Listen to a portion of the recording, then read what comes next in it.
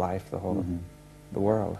Well, what Krishnaji was saying, I mean, like, I know you, that's how we do with ourselves. We say, I know this about me, rather than being open to the new event, or even being aware of the fragmentation. Yeah, when I'm saying about you, then I shouldn't say I know all, because you're not a limited part like a machine. You see, that's what's implied. You see, the machine is fairly limited, and we can know all that's relevant about it, or almost all anyway. Sometimes it breaks down. Right. But when it comes to another person, that's immensely beyond what you could really know. I mean, that's in other words, the past experience doesn't tell you the essence. Are you saying, Dr. Bohm, that when knowledge spills over into the psychological field?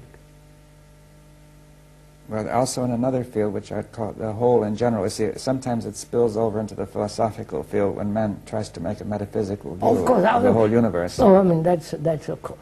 I mean, that's purely theoretical, and that has no meaning to me personally. I mean, but I mean, that's one of the ways in which it does that. You see, it goes wrong. I mean, some people feel that when they are discussing metaphysics of the whole universe, it is not psychological. It probably is, but the motives behind it are psychological. But some people may feel that they're making a theory of the universe, not discussing psychology. I mean, I think it's a matter of getting the language. Language, quite.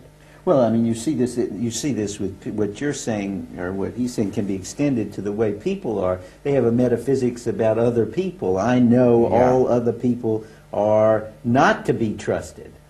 Or you have a metaphysics about yourself, saying I'm such and such a person. Right. And I have metaphysics that life is hopeless and I must depend on these. No, all that I can say is, we are fragmented. That's a fact. Right. And I am aware of those fragmented mind. There is an awareness of the fragmented mind because of conflict. That's right. You were, right. You were saying before we have got to have an approach where we're not aware just because of that. Yes. Right? That's right. Are we coming to that? I mean, I think. Coming? Yes. Yes. So from their conflict, I say, what is the source of this conflict? Source is fragmentation, obviously. Now, what brings about fragmentation? What is the cause of this, behind it? Well, we said perhaps knowledge. Perhaps knowledge. Knowledge, psychologically, I use knowledge. I know myself. When I really don't know, because I'm changing, moving. Or I use knowledge for my own satisfaction. Wow. For my position, for my success, for becoming a great man in the world. I'm a great scholar. I've read a million books and I can tell you all about it. It gives me a position, a prestige, a status.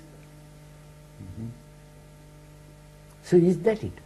That fragmentation takes place when there is a desire for security, psychological security, which prevents biological security. Right. Because you said, right. And therefore, security may be one of the factors. Security in knowledge, used wrongly. Well, could you say now that some sort of mistake has been made that, say, a man feels insecure biologically, and he thinks, you know, what shall I do? And he makes a mistake in the sense that he tries to obtain psychological sense of security. Yes. By thinking, you know, by knowledge. By knowledge, that, yes. That's, by knowing. Yeah. By repeating himself, by depending on all of these structures. One feels secure in having an ideal. Right.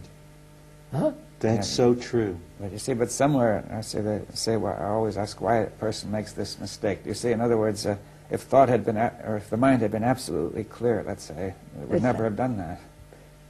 Isn't that right? Well, if the mind had been absolutely clear, but we just said that there's biological insecurity. That's a fact. But that doesn't imply that you have to delude yourself. But that implies that the organism, no, it doesn't, that's right, but it implies that that has to be met. Yeah, but the delusion doesn't meet it. Right. Well, that's the nub of the issue. Go on further, you can see I mean, there's that biological fact of my constant uncertainty, the biological fact of constant change. that is created through psychological fragmentation. My biological uncertainty? Of course. I may lose my job. Mm-hmm. No, I may have no money tomorrow. Yeah, now let's look at that to say I may have no money tomorrow. Now you say that may be an actual fact. Now, but the question is what happens? See, what would you say if the man were clear? What would be his response? You would never be put in that position. You mean he wouldn't get there in the first place? He wouldn't have that question. But I mean, suppose he finds himself without money. You see, And he will do something. he'll do something. I mean, he won't. His mind won't just go. Go to out pieces in a nightmarish circle. He won't have to have all the money he thinks he has to have. But aside from that, he won't go into this wild confusion. No, absolutely.